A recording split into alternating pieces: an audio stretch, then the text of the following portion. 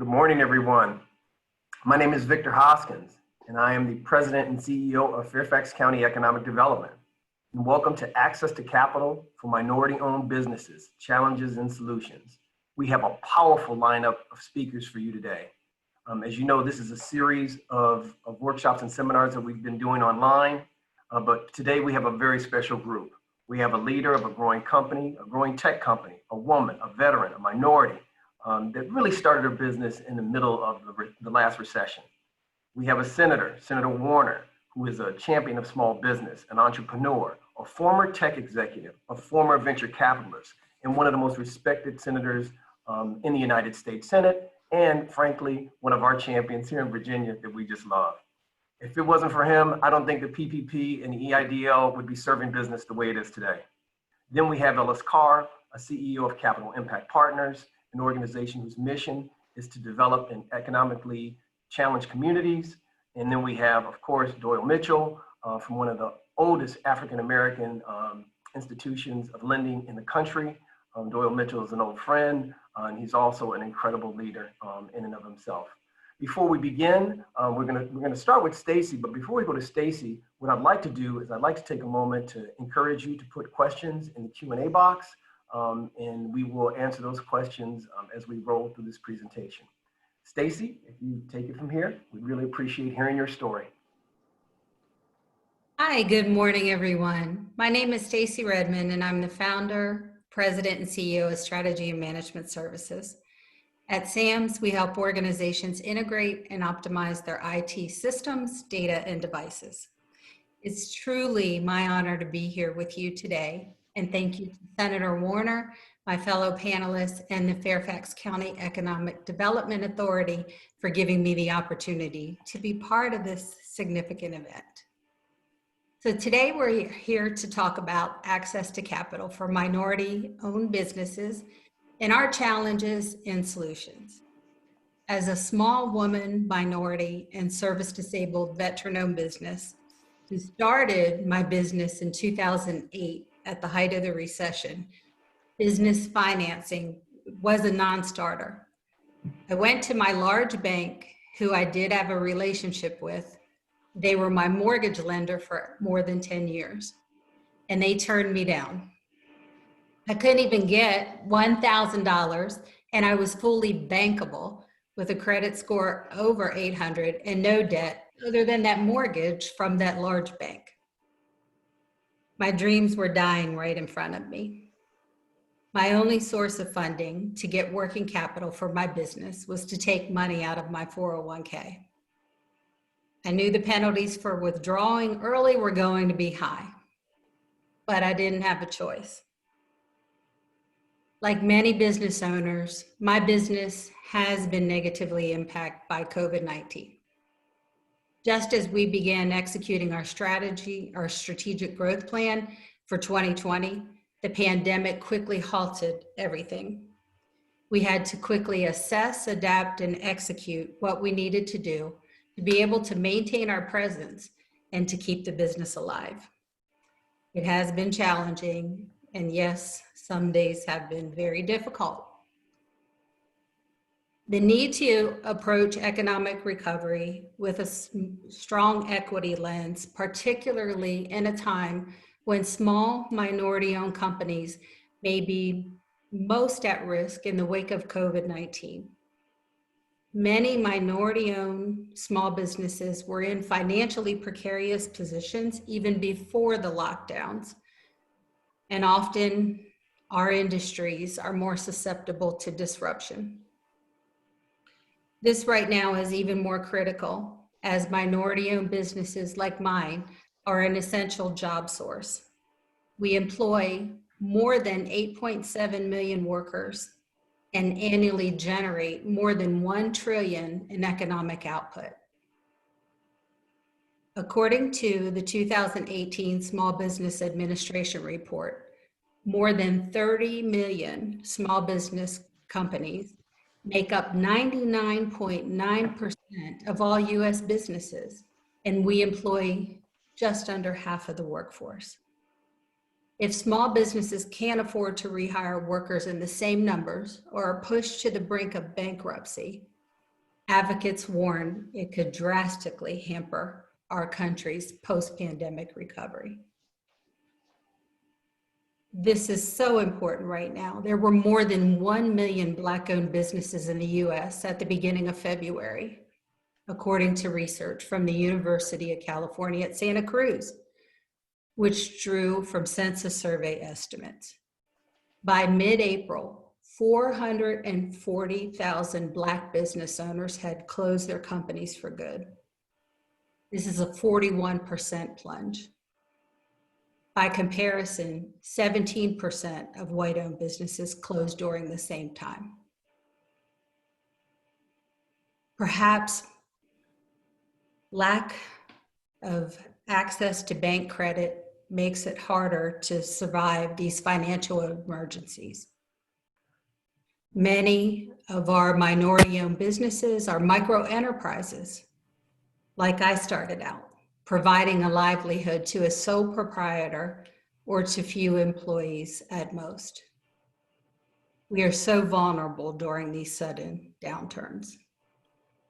A Brookings Institution report found that while people of color represent about 40% of the population, we comprise just 20% of the nation's 5.6 million owners of businesses with employees. The statistics are even worse for women. Women make up 51% of the population, but only 33% of business owners with employees. When it came to the PPP, the large banks processed PPP loans. They favored businesses with whom they had pre-existing relationships. This left many minority-owned companies like mine on the sidelines. Data from the 2018 Small Business Credit Survey conducted by 12 Federal Reserve banks showed discrepancies in approvals for non-PPP loans. Bigger banks approved 60% of the loans requested by white business owners, 57% of loans sought by Asian business owners, 50% of loans sought by Hispanic business owners, and only 29% of the loans sought by Black business owners.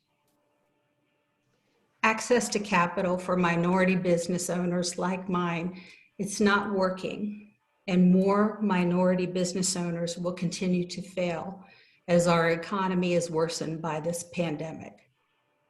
Widespread job loss during the Great Recession could be an indication of what's to come in the fallout from this pandemic. A 2014 study by the Census Bureau found that Black and Hispanic-owned businesses were less likely to survive the recession than white-owned businesses. At this time, I am scared. I hope that my company is going to be able to make it. I have benefited from PPP, from EIDL, and now we're at the point where I may have to go back into that 401k just to be able to stay. I hope that forums like this will bring to light some of what's going on and will help us, because this conclusion is sobering but not surprising.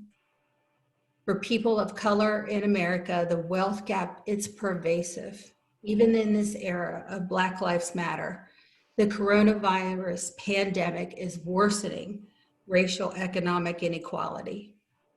Minority businesses like mine will continue to be disenfranchised until we connect with the Black and minority communities where they are and commit to legislation that is specifically focused on serving the financial needs of minority-owned businesses. Wow, Stacy, that's amazing. It really is, and I think there are many people on right now that know your story.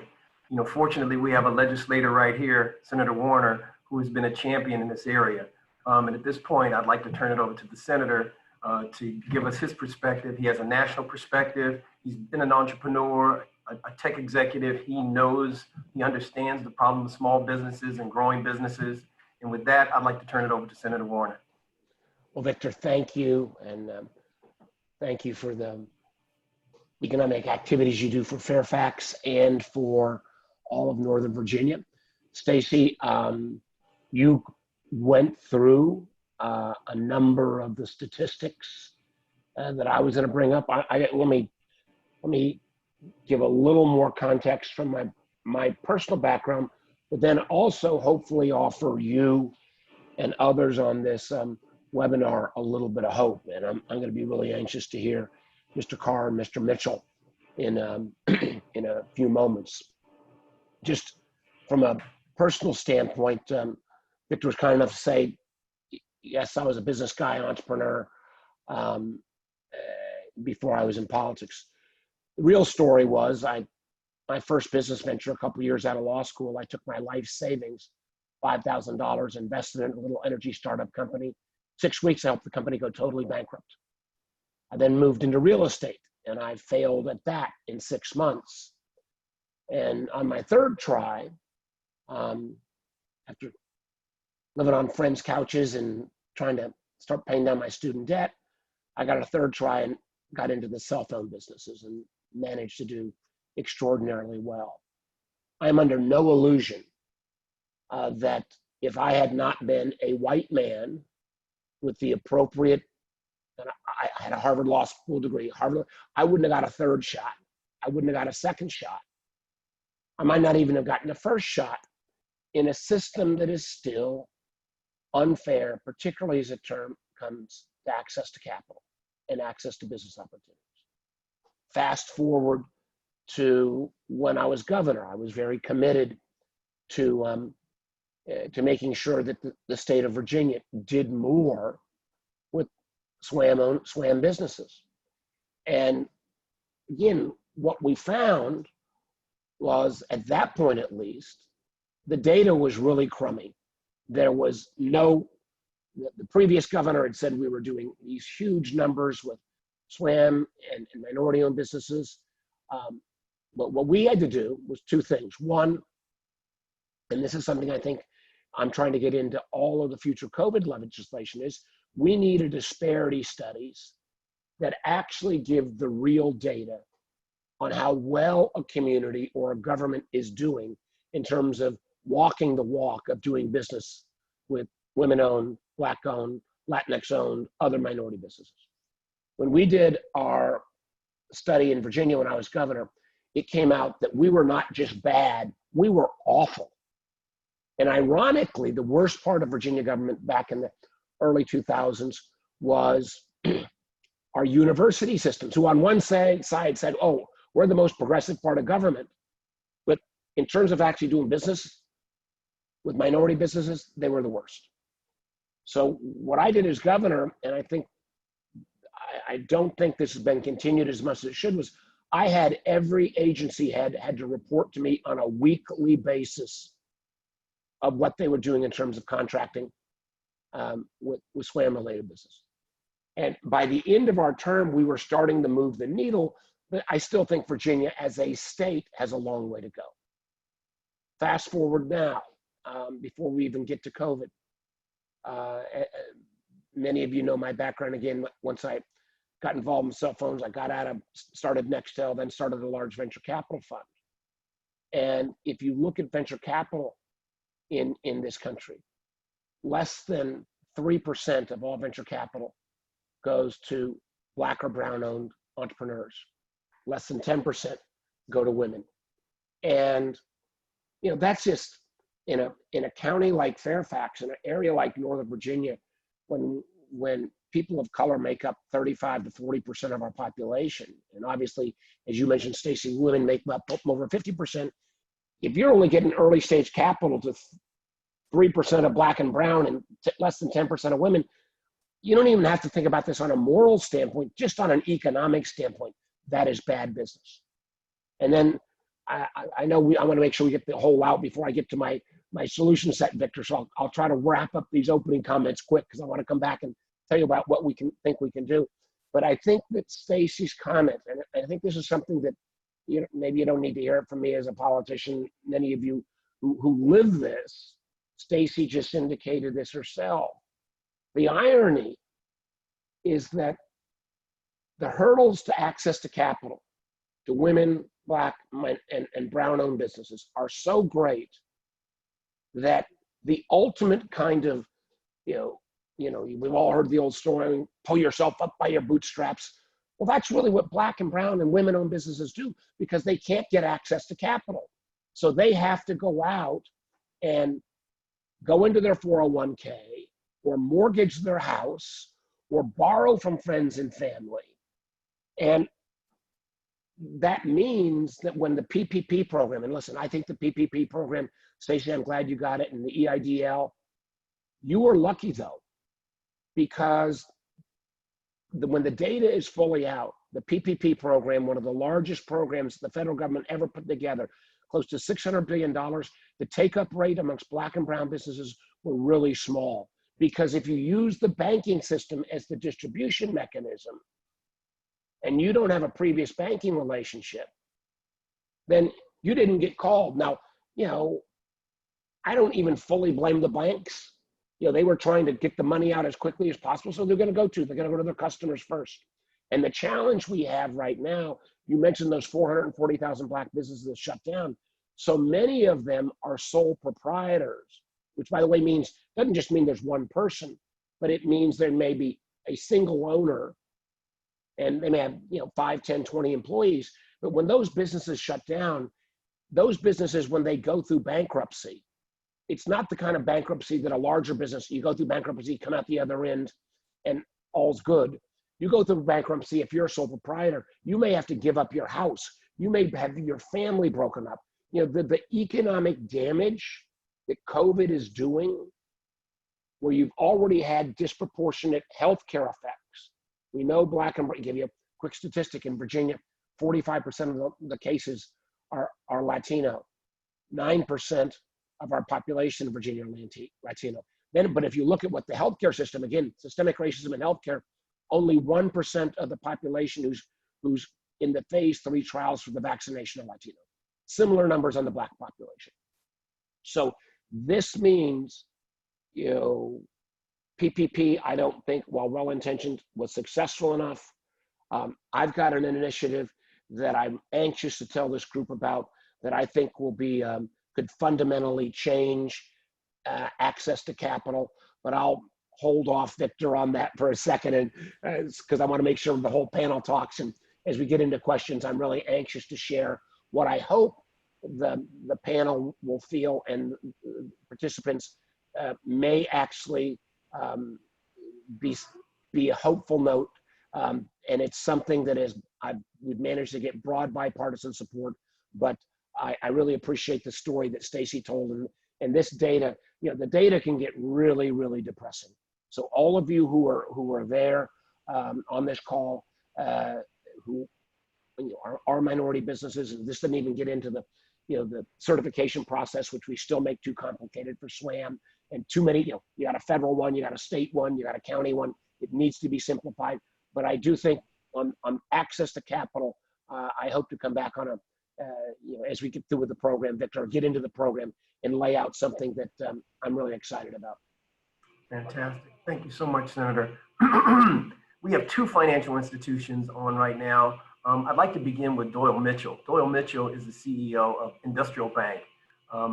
This is one of the finest African-American banks in the country. It survived when others failed. I mean, they say in the last decade, 50% of the African-American banks failed. And this one has grown and prospered, much because of the leadership of this individual, Doyle Mitchell. Doyle, please take the mic.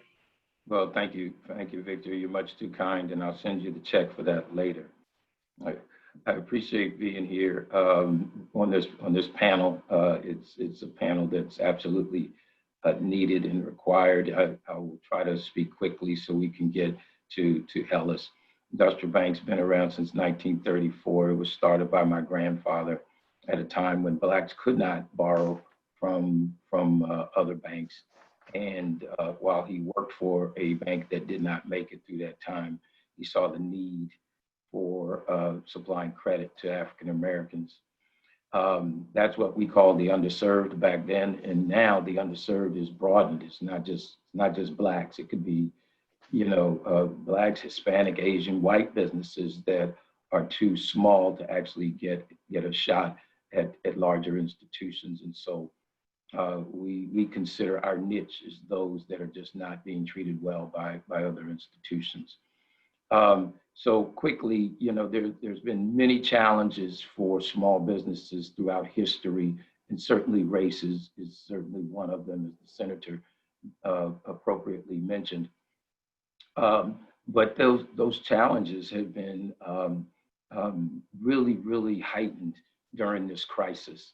And I think it caught a lot of small businesses off guards. And some of it are the basics. But I do understand, while they may be the basics of running a business, how very small businesses are challenged by it. The U.S. Black Chamber says that there's over 2 million Black businesses in the United States, and the vast majority of those are not just mom and pop, sometimes mom or pop, and don't have any employees. And so that creates a lot of challenges for small businesses. But what we see in banking is books and records, having excellent books and records, well, I won't say excellent, but having good books and records and understanding the numbers. So many small businesses, they know their craft, they know how to make the widget, they even know how to sell the widget, but they may not know how to account for the widget. And so one thing that I would suggest, if you can't afford an accountant, go out and try to get a good bookkeeper that can help you put your numbers together. A lot of business owners don't like accounting or don't want to take an accounting class. You need to know something about your own financial statements, and you need to know what banks are looking for. And now, so why did that become a problem during this crisis? It became a problem because many business owners that we saw were not able to put together good numbers for their payroll, and did not necessarily understand a lot of the nuances that go into some of the numbers for the payroll. And of course, that the programs were built around that. Someone asked, how do you choose a banker? Well, I always think that you need one large bank, you need one small bank, a community bank, but you definitely need a bank that knows you, and you can feel that they care about you and your business. When PPP hit, yes, absolutely, all the banks and institutions tried to serve their customers as well. And then even some of the larger banks stopped serving their customers. And so this is why you need more than one institution, in my opinion, because you may get different things from different institutions. Minority banks, we are African-American owned banks. There's only 20 of us in the country. There's about 140 minority owned banks around the country. And the FDIC did a study that showed, and it wasn't really a surprise, that minority banks lend more to minorities, pound for pound. Not only do we do more for minorities and minority businesses, but we also do more for low and moderate income neighborhoods when you compare us to other kinds of institutions. So that's just a few things. I've got a lot written down, but I'm going to pass it over back to you, Vic, so we can hear from Ellis. Thank you so much, Doyle. Ellis Carr has a Capital Impact Partners. These guys, Capital Impact, is their mission is to help minority businesses in difficult communities. Ellis, I'd like you to take the mic.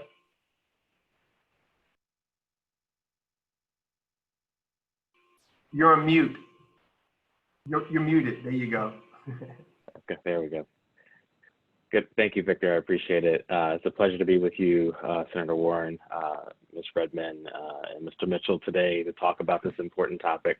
You all have touched on so many important themes that I won't delve into, but I will give some background and perspective on Capital Impact. Again, my name is Ellis Card. I'm the President and CEO of Capital Impact Partners. We are a national nonprofit community development financial institution, or CDFI, headquartered in Arlington, Virginia, with offices in New York, Detroit, Oakland, and Texas. And as Victor mentioned, our mission centers around helping people in communities break barriers to success. And we support our mission by providing technical assistance and training, lending and investment to increase the equitable access to affordable housing and quality critical services. This includes working with affordable housing developers, community healthcare centers, operators of educational facilities to ensure that communities have the tools that they need to both survive and thrive. And since our founding almost 4 decades ago, we've invested about $3 billion in communities across the country to really support social and economic justice issues, which everyone has talked about to date. And while we're proud of the work that we've done and the impact we've had in communities, we realized that we needed to pivot because despite our efforts, many communities, particularly communities of color, are faring much worse than they did 10 years ago. And as many mentioned, the racial wealth gap continues to widen. So given that, we adjusted our approach to begin to partner with other like-minded organizations to develop more holistic solutions that are focused on ensuring that not only do folks have access to quality housing and access to services, but they have the resources and capital required to expand and grow small businesses. Because we know that after all, small businesses, as you heard, create jobs, they build wealth, but most importantly, they allow agency to be maintained in the communities and for those communities also to build wealth themselves. So specifically in DC, we've done a number of efforts across the region. We currently serve as the program manager for Mayor Bowser's Affordable Housing Preservation Fund. And over the last 18 months, we've financed over $30 million to preserve over 860 affordable homes in the DC area, really helping to grow and increase housing security for Washingtonians, again, with the focus around building wealth. We've partnered with the JPMorgan Chase Foundation and Bank and the Latino Economic Development Center and the Washington Area Community Investment Fund to launch the Entrepreneurs of Color Fund, which provides education, training, and capital to small businesses and minority real estate developers. And lastly, most recently, we've been working on something for some time, but it's more particularly kind of germane for today, right, given the pandemic. We've announced recently a partnership with CDC Small Business Finance, which is the largest mission-based SBA lender in the country, to drive scale capital in a holistic community and economic development fashion with a specific focus on communities of color. One of the things that really the pandemic has shown and really is the lack of connection between institutional and broader capital and Black and Brown communities. And so what we're trying to do is to really think about how we can leverage our relationships and proximity as a CDFI in communities across the country to really think about how do we connect that with traditional sources like the SBA and other forms of capital, because we know that the SBA particularly is those loans are derived from banking relationships. And to Doyle's point, if in fact those relationships don't exist, then the flow of capital cannot flow seamlessly into communities. And so what we are doing is really partnering with other CDFIs and other community-based organizations to provide a continuum of services for communities, specifically communities of color, in 3 specific areas: the DMV, Detroit, and LA to start. And we're just beginning this effort and want to think about how we can partner with folks on the panel and on the phone around how we can better understand what the needs are in the community, particularly as we help support both the recovery and resiliency of communities post the pandemic. So I'll just stop there, but I'm really happy to be here and look forward to the Q&A. Thank you, Ellis. Really appreciate that. At this point, I'd like to start with our questions. We have quite a few questions, but I'll start this one for Senator Warner. Senator Warner, what are the top 3 issues as they relate to access to capital for minority-owned business, minority-owned companies? And how can legislation help? Great, thank you. And let me just first of all build on what Mr. Mitchell and Mr. Carr have said. When Doyle mentioned the fact that, depending on how you cut it, whether it's 20 or 24 Black-owned banks, the numbers have been really gone down. And I used to do a lot of banking in Richmond Consolidated Bank and Trust, which was the old Maggie Walker Bank, oldest African-American bank. It didn't make it out of the crisis. And sometimes we need to think about, when we think about minority depository institutions, where again, Mr. Mitchell mentioned there are 140, we really need to focus on those who help the more low-income communities, because some of those 140 technically are some of the large Japanese banks out in California, or a big Spanish bank like Santander, who really aren't focusing on the community. Number one.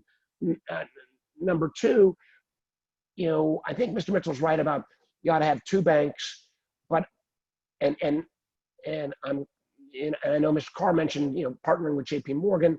I just don't think the big money center banks, even though they want to do the right thing, are ever gonna invest enough in low-income communities, because it's not their focus. They may want to do some real estate loans, but they mostly then want to do big size financial products. One of the reasons why Black-owned businesses, for example, didn't do as well with PPP, most of the Black-owned businesses only were looking for 20, 25, 30 grand. And the amount of due diligence time it took the bank to spend on that, you can make a lot more money if you're doing a $100,000 loan versus a $20,000, $25,000. So this brings me to Mr. Carr's comments, Alice's comments. We've been focusing for the last 3 months, because I've seen this meltdown. I saw it playing out. As well-intentioned as PPP, it wasn't happening. On what could be both a short-term relief COVID, but also a long-term structural relief, so that this is, so that we can look at this problem both short-term and long-term. So I put together something called the Jobs and Neighborhood Investment Act. And I've got my hope, our future vice president, is one of my original co-sponsors, Kamala Harris, and Chuck Schumer, and there's a Maxine Waters version in the House. And you'd say, well, that just sounds fine, Mark, you're just talking about the Democrats. Well, I also got Mike Crapo, the Republican banking chair. I got 7 Republican co-sponsors. And I have been, and I am, again, not a political conversation, I'm not keen on Mr. Trump on many ways, but his Secretary of the Treasury, Steve Mnuchin, I've gotten to know, and he gets that this is going to be a disaster in minority communities, as particularly as some of the CARES money starts to wind down. The 440,000 Black-owned banks that have shut, or Black businesses shut down, we're going to see those numbers go up dramatically. So here's what, and if we get the next COVID package sooner than later, it will be in. So let me tell you what I got. We have taken $18 billion from the existing Main Street facilities that have already been appropriated but not utilized. And we take it and break it into 3 categories. And it is all focused on CDFIs, of which there are 1,100, 16 in Virginia, and MDIs. Most of the MDIs qualify as CDFIs as well, but the Black-owned banks and the CDFIs. What do? We do 3 things. We take $2.9 billion and put that in as a direct grant, of which much of it I've been working with people like Robert Smith, the gentleman who did all the funding for all the young men at Morehouse, to help the technology upgrades. Because candidly, as Mr. Mitchell said, a lot of Black businesses got to do a better job on accounting.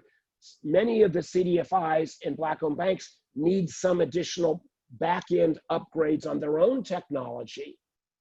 So we've made a specifically technology grant fund to help do the operational parts of CDFIs and Black-owned banks. And this will be direct grant money. The next category, and this is the most important by far, is we are creating somewhere, and we're still debating this, between 7 billion and 10 billion of what's called direct tier 1 capital investment into these institutions.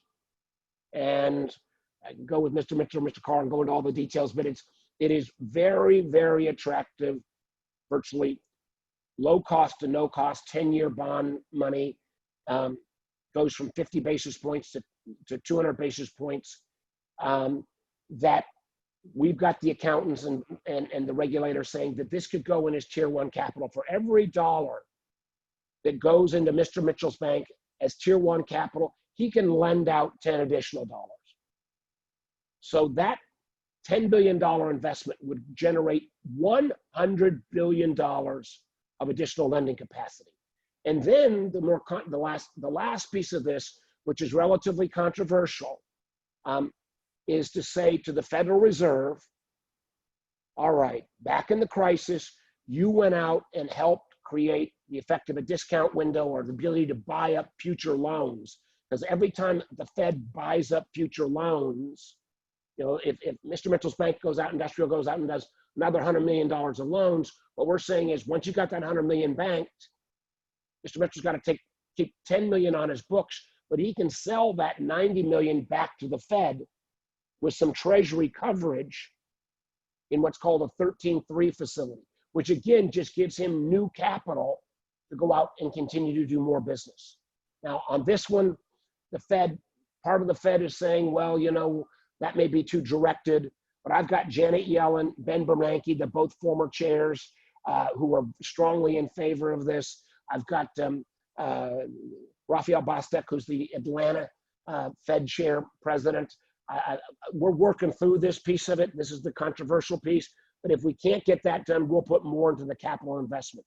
So we've already got agreement, and I don't want to make news on this morning.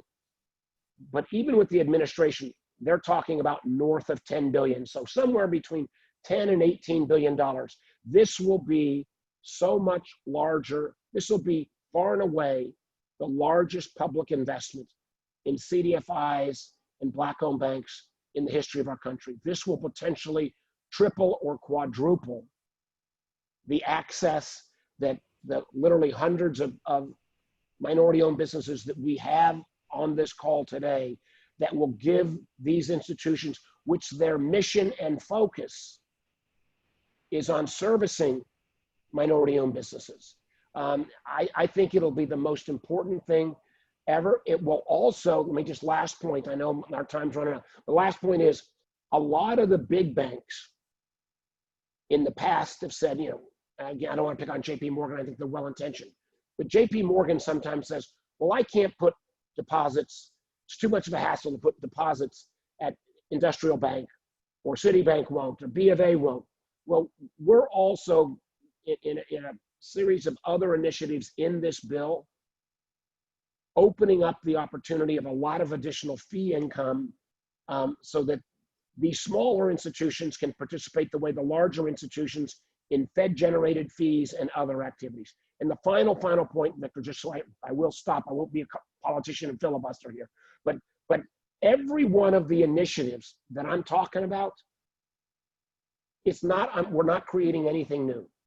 Everything that I've just mentioned is building off a program that we did for large institutions after 2008 and 2009. So in a country right now where the Black and brown portion of our nation, nationally that's 30% of the population, is getting creamed economically by COVID. If we're not willing to step up and reallocate at least $17, $18 billion to really at least start to make a little more equality of access to capital. And what is so important about this is it will help immediately, but what it'll do for Mr. Carr's institution and Mr. Mitchell's institution, that long-term capital investment will even the playing field for years and years to come. And that is my top priority more than anything else to get in the next COVID package. So this, first of all, that is amazing. That is a scaled solution. That is an institutional solution. I'd like to quickly hear from Doyle, Ellis, on how it would affect your lending, and then from Stacy, how will it affect her borrowing? We have a lot of people on this call right now that are asking about borrowing. So ultimately, how does that affect her? So guys, Doyle, Ellis, Stacy. Well, as the senator said, some of these programs that have been stood up allow us to sell some loans and generate additional liquidity so that we can go back and make more.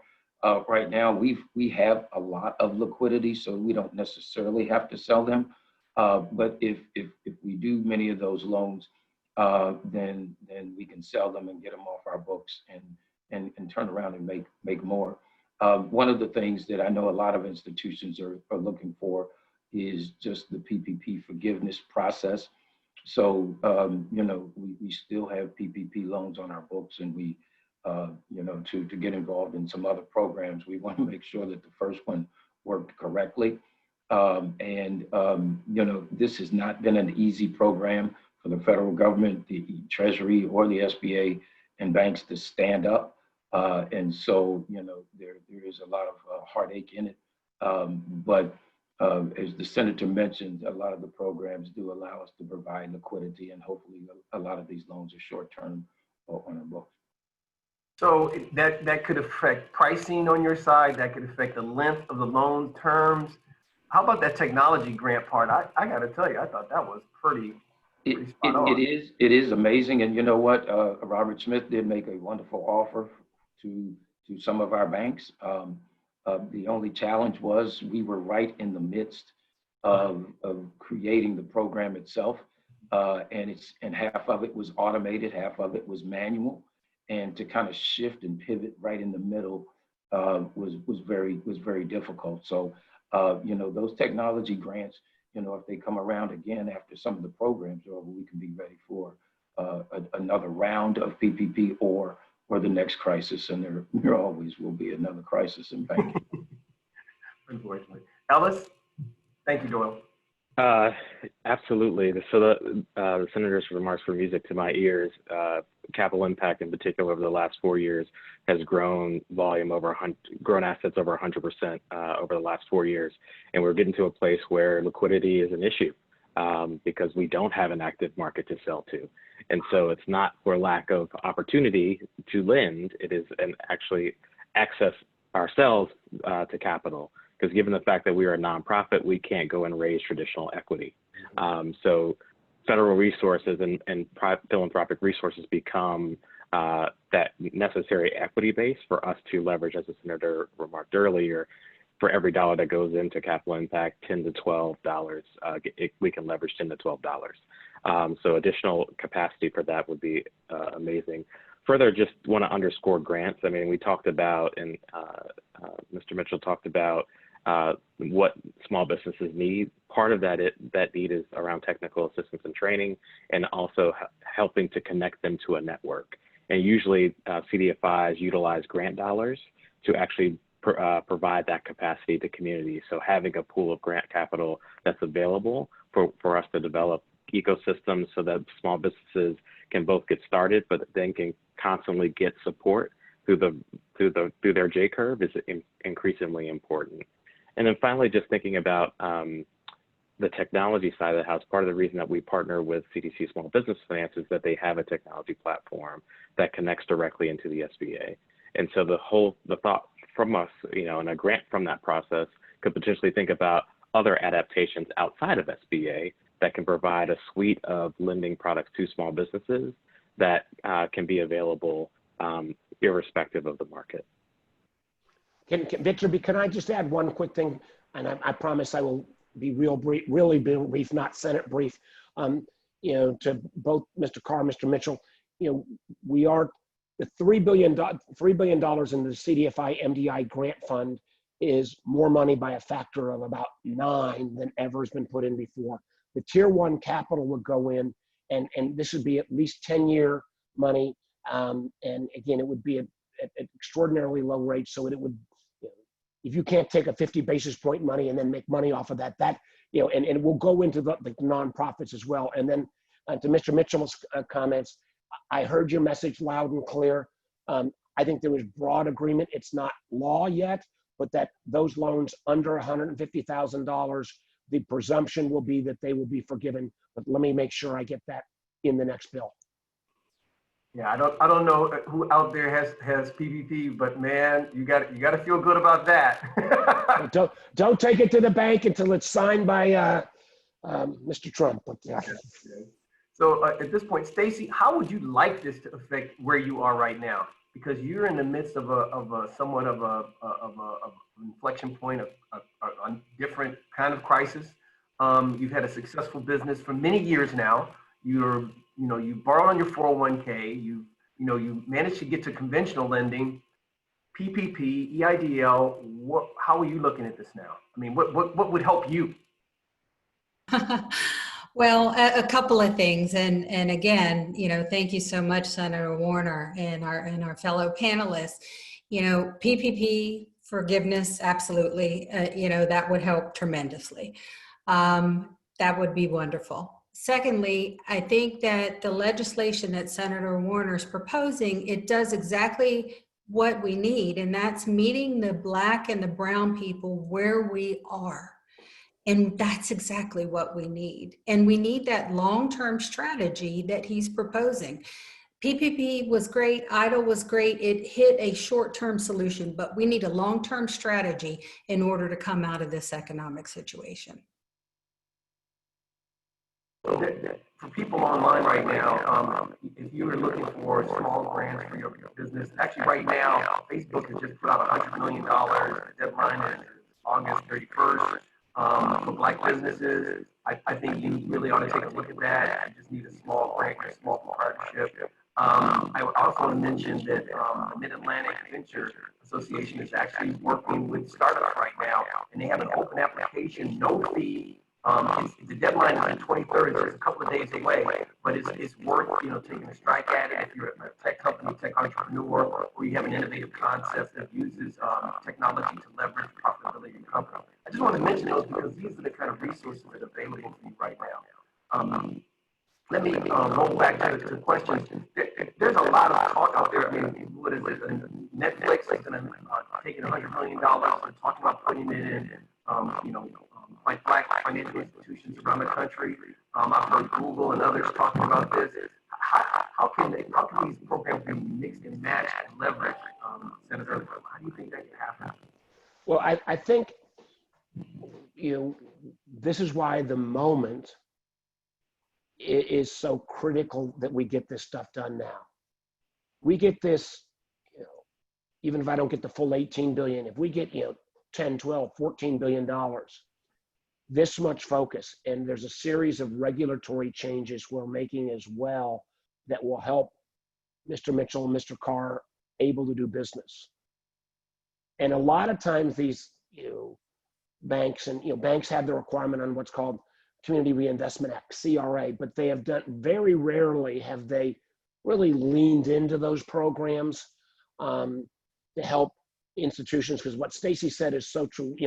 If we have to wait for the big banks to figure out that they need to do more business with Black-owned businesses, we could be waiting a long time. So let's meet the community where there is expertise, and the expertise is in the CDFIs and MDIs around the country. And my hope would be, and please check out Jobs and Neighborhood Investment Act. You can get all the details. But my hope is if we can pass this legislation, bipartisan, even have the Trump administration be supportive, and then go out to all of these businesses, and Netflix is one, but I think there's 50 others. I frankly think one of the things, Victor, you and I need to do in our quasi-governmental roles is we've got a lot of new businesses that we've welcomed to Virginia. We're all proud of Amazon, we got Nestle's, but I think it's really important that we urge these new businesses as they start to do their banking relationships in Virginia, they don't just bank with the national big guys. I really, really think, I think one of the things I'm working on as well is all of these new corporates are coming into Virginia is to say, tell me about what you're doing on your own to do more business with Black-owned businesses and minority-owned businesses. There is a moment here, and I really think that this Jobs and Neighborhood Assistance Act, Investment Act could be the catalyst where we could then, a lot of big corporates are saying the right things, but with the exception of few like Netflix, very few have put dollar commitments next to that. And one of the things we need to really be strong on is, and again, I don't want to sound cynical, but when some banks say, well, I'm going to put $1 billion in, and then you read the fine print and that's over 5 or 7 years, and there's no specificity to that, we really need to take this moment in time where I think America is, at least for a while, focusing on some of the systemic racism we see, whether in policing or healthcare.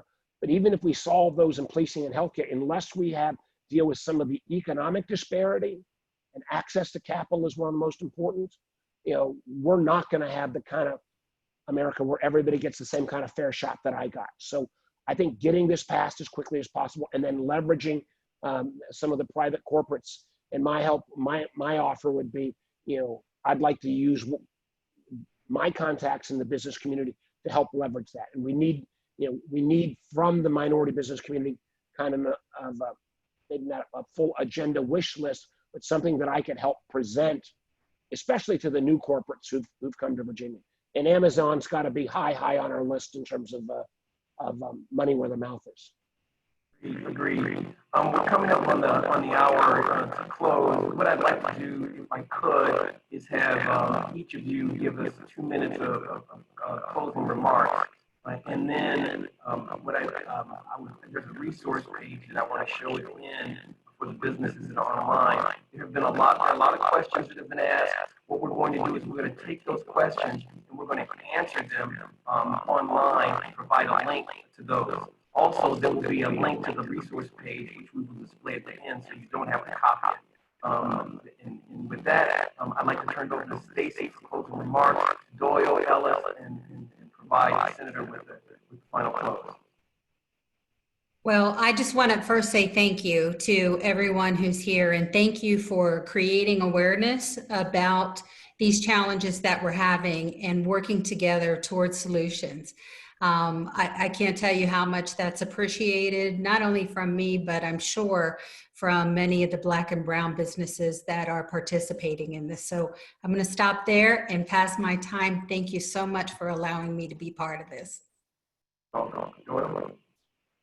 Well, also thank you for having me as part of this panel. I see we do have a lot of questions.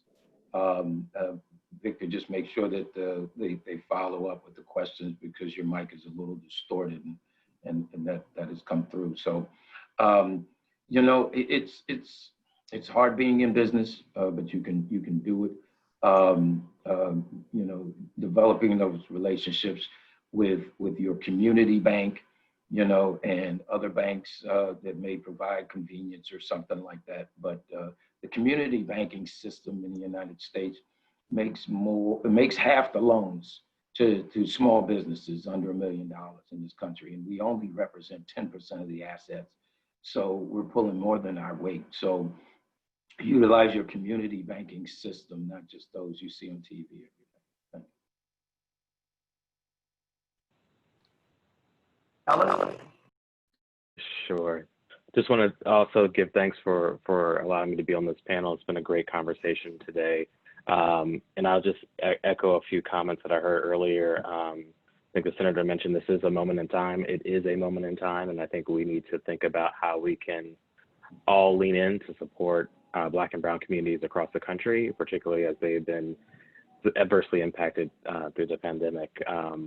But I think this is also a moment in time where we should also lean in, given the changing demographics of this country over the next 20 years, and think about how we can help support the creation of jobs and the growth of GDP ultimately for the country as well. So I'll stop there. Capital Impact, I'll just say, is committed to this region, has been and will continue to be, and we'll make sure that we provide the information so that entrepreneurs and other community-based organizations who are looking for financing can reach out to us. Victor, let me just again thank you for the opportunity to be with this extraordinarily impressive panel. I'll just 2 quick things.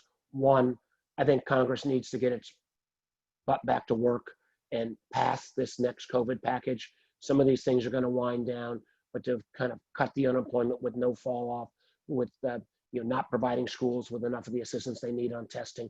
We got a lot of work. We ought to get that done. And then, to echo what Ellis just said, and the point I try to make with some of my colleagues that may not be as fully enlightened is, this is not only morally the right thing to do, but if we want a strong America, we're already America that's roughly 35% people of color. If that percentage of America, a third of America, is not getting a fair shake and building their fair amount of wealth, then the disparities in this country that are already there are only going to be exacerbated. So it is in it is in the majority's self-interest to make sure that those numbers and statistics that Stacy went through in the beginning of this presentation get reversed, and everybody gets that fair shot that I was lucky enough to have. Thank you, Senator. Thank you all for your contribution today. We are going to email a link with information to everyone that is on this call. There will be a resource page displayed in just a moment. And what it'll show is all the resources that are available right now in Northern Virginia for your business. And many of these services are free. They are free legal services for people who have been impacted by COVID. We just stood up a pro bono program. Karen Schmal from my team just worked that out with a group of attorneys. They will do work for you for free. We have business counselors in the middle of a crisis. It's something complicated that you can't handle, a problem you haven't seen before. They are free, one-on-one counsel. Just call in. In addition to that, there are many grant programs in a lot of the jurisdictions in Northern Virginia. We now have a 10 jurisdiction economic development alliance. We share resources. We have a 12 workshop series that has been going on. We're, I think, in workshop number 10. And this is on how to grow your business after the pandemic using technology. So these are resources for you for free that are available. We hope that you take advantage of them. I want to thank you for spending time with us today and for listening. We will answer your questions. The answers will be online. So we have your email address, and we'll be able to connect you to that location online. But thank you so much for your time today. Really appreciate the service of the individuals on this. Stacy, Ellis, Doyle, and of course, Senator, Governor Warner. I want to thank you so much for your contributions. Take care, and you guys have a profitable day. Thank you.